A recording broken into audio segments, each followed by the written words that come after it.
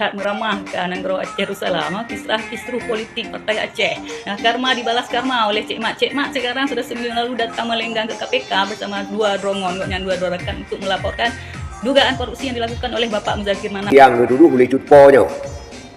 Cross check berita yang tak serta berita-berita baik, berita online maupun berita-berita non-online, bak koran-koran fisik. Tidak pernah ada berita yang mengatakan bahawa Cik Mat laporkan Mualim ke KPK. Lantas, cutponya pat ketemu berita yang valid tentang Cik Mat lapor Mualim ke KPK.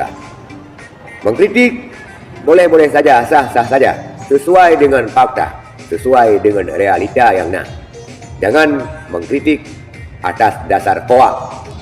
Kritik ini atas dasar hoak dan atas dasar sakit hati. Kita lihat overacting, undercover.